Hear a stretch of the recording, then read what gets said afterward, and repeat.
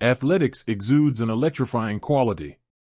There's a lot more that is hidden, even though many only associate this with running around a track, throwing as far as you can, or jumping into a sandpit. And considering that there is essentially no TV coverage of Diamond League games outside of them, that may be considered rather hilarious.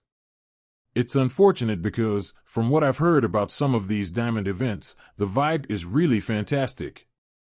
Sprint follows 100 and 200-meter sprinters as they pursue greatness, and it was produced by the same team that brought Breakpoint and other documentaries of a similar nature to life.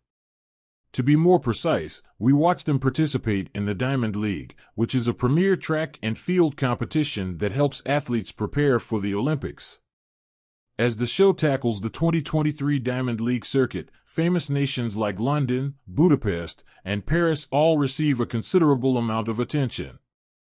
There are 15 distinct competition days, beginning in China and concluding in Brussels. Speaking of spotlights, while the show centers on many sprinters, the American athletes who receive the most of the screen time are really the subject of tremendous spotlights. In this instance, Noah Lyles steals the show, which makes sense considering that he's the sprinting equivalent of Conor McGregor. In the first episode, he even reiterates his goals, telling viewers that he wants to become a well-known figure and establish track and field as a major sport. Athletes Shericka Jackson, Gabby Thomas, Marcel Jacobs, and Zonal Hughes are among those who compete alongside Lyle. The Diamond League sprints serve as the basis for each episode, with 2 or 3 athletes being followed as they prepare for the major races that conclude each one.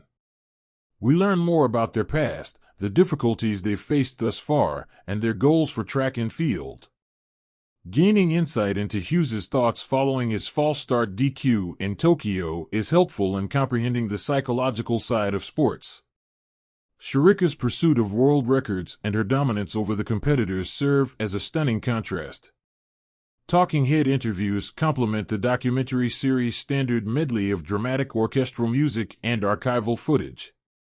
These come from Olympic medalists like Michael Johnson and Usain Bolt in addition to the sportsmen themselves.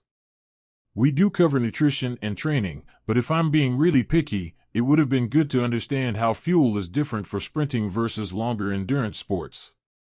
Being a major scientific nerd, it would have been interesting to see how something as basic as cutting back on carbohydrates or drinking coffee, as Mo Farah supposedly did with other competitors in the past, could affect training. Furthermore, because they are continuously in competition with U.S. athletes for airtime, many other international sprinters receive less screen time as a result of the biased focus on the U.S. Although it's not a deal-breaker, it should be taken into account. With a second season already approved, and a teaser indicating that it will air following this year's Olympic Games, Sprint vaults to the top of the list of the best sport documentaries the team has produced. Although it still can't match Drive to Survive for sheer drama and intensity, sprinting is definitely entertaining to watch. Regardless of your interest in track and field, Sprint is a must-see show.